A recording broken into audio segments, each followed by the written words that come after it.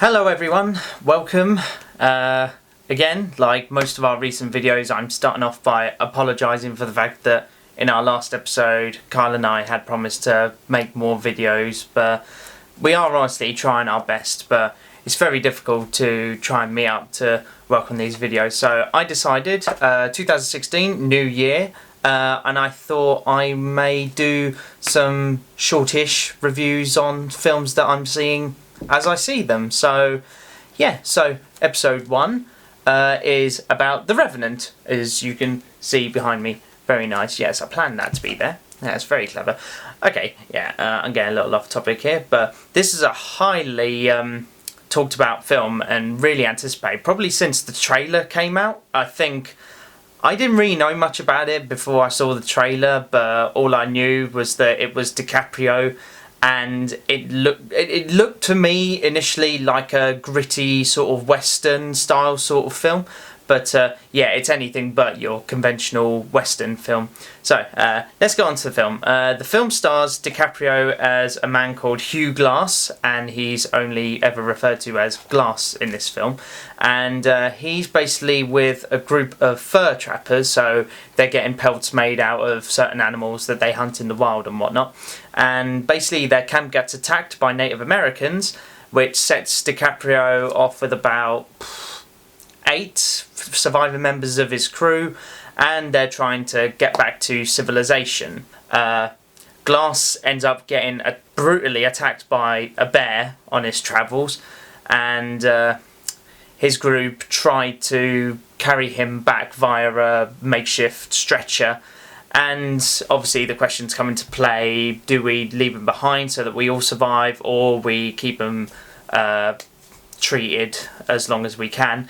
And then we come to Tom Hardy's character named John Fitzgerald. It's weird, I never knew they actually had first names, because in the film they only called them by their surnames. His name's John Fitzgerald, played by Tom Hardy, who's a slightly not as sophisticated and well-rounded character as Glass, and he's of the school of thought which is best to finishing off quick so that we can all survive, blah blah blah. If you've seen the trailer, you know exactly where it all goes. So he kills Glass's son, who's a Native American and white American kind of half-casty kind of child that he had with a Native American wife, and he attempts to bury Glass alive, and he wakes up and tries to find his way back home.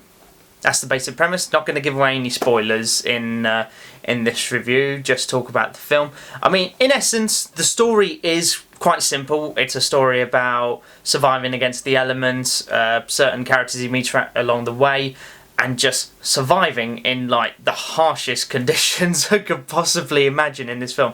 Oh my god, this film was incredibly brutal. Seriously, I was sitting in the cinema and my feet were freezing. It's a lot for a film to make you feel sort of what the characters are going through. I felt it last year with Everest, because it's set on Everest and it's going to make you feel cold, but this film, oh, it made me feel so cold to the bone.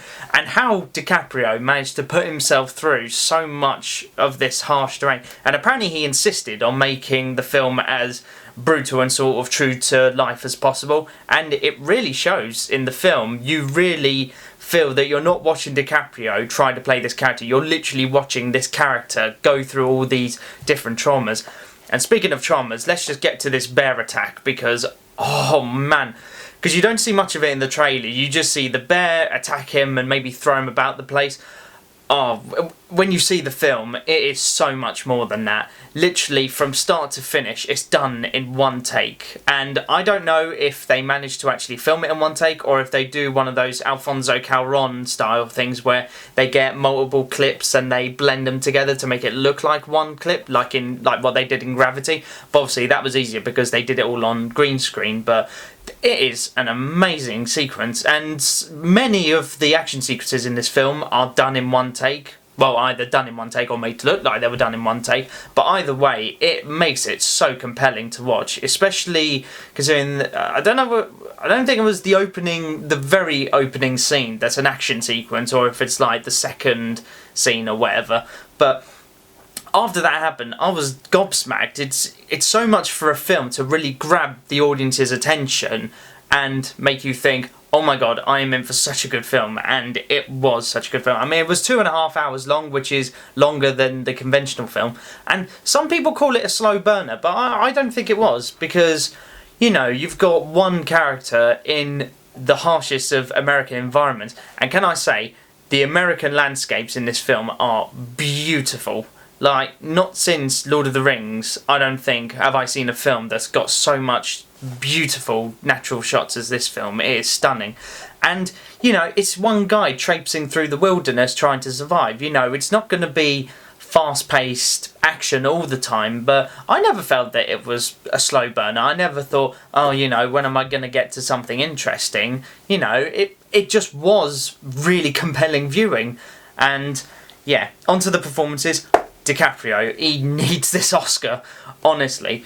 I mean, he doesn't talk much in the film. I mean, he does have a bit of dialogue, but for the most part, he's on his own. You know, he can't talk to anyone, and he speaks a lot of the Native American talk. I think it was Pony. It was a certain Native American tribe that he was conversing with, but I mean, I'm not an expert on their dialect, but from what I could tell, DiCaprio was doing a really good job with that. But the reason he deserves the Oscar is not so much what he says, but it's what he does throughout the entire movie, because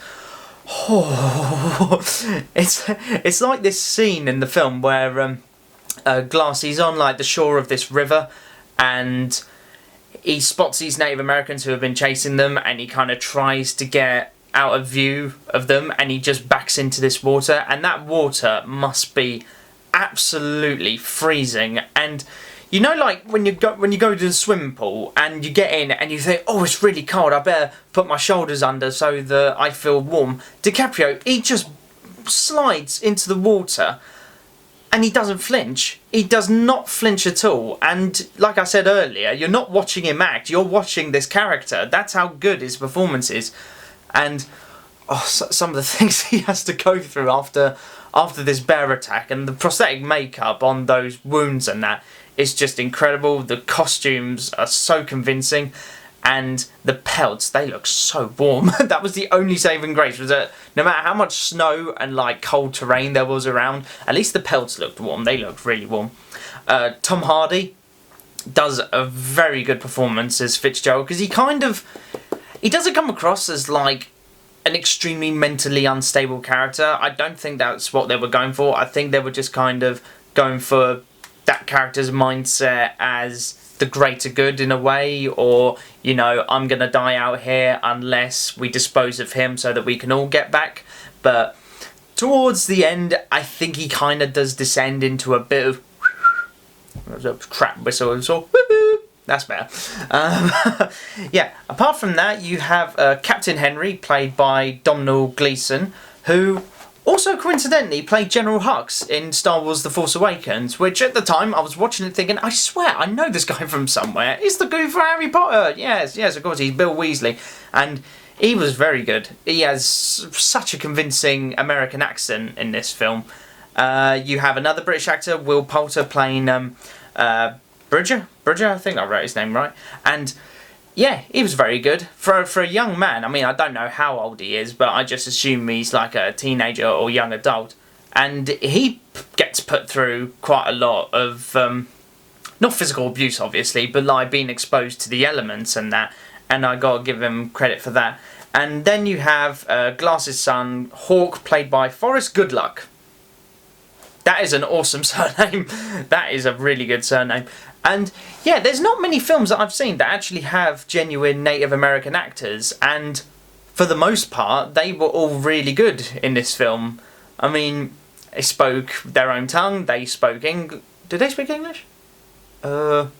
His son spoke a bit of English, but I don't think the actual tribe spoke any English. They spoke French and their own dialect, but still really good performances. That's why I like that it didn't kind of side one way or the other, saying like either, oh, the Native Americans are these horrible savages, or it's the white folk who are like the absolute evil. It kind of shows it from both perspectives, how both sides can be brutal, like unfairly to do certain things to another human being. If you've seen the film, you'll know the kind of things they do to each other in the film, which was pretty horrendous.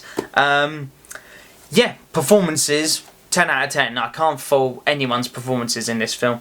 And one thing I want to get onto is cinematography, because, my God, I loved it. It was so good. Because I knew before the film, I don't know whether this is technically true or if it's something I may have just heard in the rumour mill, but I had heard that this film was made entirely using natural lighting, which I wholeheartedly support. I think it looked amazingly good.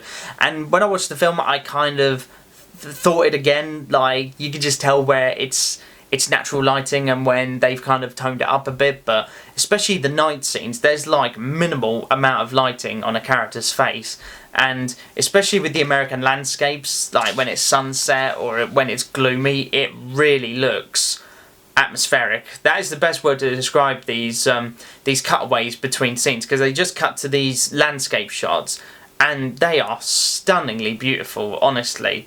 I was absolutely blown away by those. Right, onto the director now. This was directed by Alejandro Inarritu. I don't know whether that's my handwriting or what. Director Inarritu. I'm gonna call him Inarritu. Yeah. I hadn't heard of him when I saw the trailer, and I felt a little bad that I didn't hear of him, but it turns out he directed Birdman from last year, and although I didn't see that film, it didn't really appeal to me in a sense, but his directing in this film is so good. I can see one of his trademarks is circular motion for their shots. Like, a lot of the time they'll have your character in the foreground, like DiCaprio pointing his rifle or whatever, and the camera will just circle around them, and it's really quite slow, these movements, but like I said with the landscape shots, it makes it so atmospheric for the film, so I think that worked really well. And again, the long takes, that was something I always like in films, is where they manage to get so much done in a single shot, which I applaud him for, and obviously the cinematography and lighting style was just really good. But yeah, I probably will sign off on the fact that it's been nominated for 12 Oscars and has already won 3 Golden Globes, including Best Actor for DiCaprio.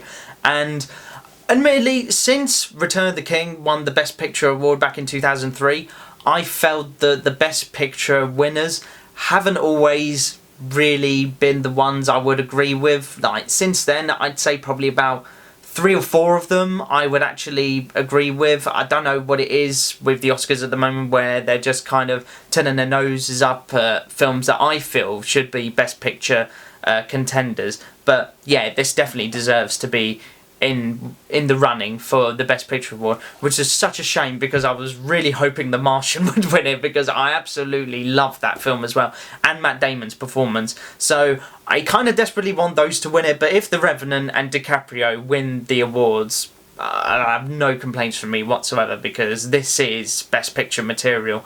It's action-packed, it's suspenseful, it's beautiful, great performances. And for a 2.5 hour long film, it is such compelling viewing. Like, I needed the toilet about an hour into the film, and I held it into the end of the film because I didn't want to miss a single part of it. And yeah, that's probably as good a sign as any that you've got a Best Picture contender on your hands. Yeah, so The Revenant, I'd give it an absolute 10 out of 10. Brilliant film, absolutely brilliant. And one last note on the Oscars, because as you real-time viewers may be aware, I do like to ramble about things that I don't agree with. And how can they have the Best Picture category and not include Star Wars? Honestly. And this is not just the fact that I've seen it 5 times and I absolutely love it, but you think that a Best Picture winner, the sort of recipe for that would be critical acclaim and, you know, general popularity amongst the viewers. And The Force Awakens is like the best-selling film of all time, or like the fastest grossing film of all time, and it has received critical acclaim. So part of me does think that recently the Academy are kind of being a bit snobbish towards those types of films, and they're kind of going for more art housey sort of films. I mean, to be fair, the Best Picture nominees this year, even the ones I haven't seen, like Spotlight, What was the other one? It was the one about the banks or whatever. Spotlight does look really good, and I will give that a watch when it comes out. But I definitely think Star Wars deserved a place on the Best Picture list. But I'm getting somewhat off topic here. So, yeah, The Revenant, 10 out of 10. Absolutely loved it, lived up to expectations. And yeah, I'm going to continue doing this because it's fun to just ramble on camera about how good or bad certain things I've seen recently have been. And yeah, let me know what you guys think. I'm going to try my hardest to get an episode together with Kyle, but if there's a point where we're not making videos together, I will continue making these videos to kind of pad it out, as it were, like give you guys something to watch. But yeah, Kyle hasn't seen the film yet. He wants to see it. He's a bit more occupied with seeing The Hateful Eight, which I do want to see. But yeah, I hope you guys enjoyed this video. Take care.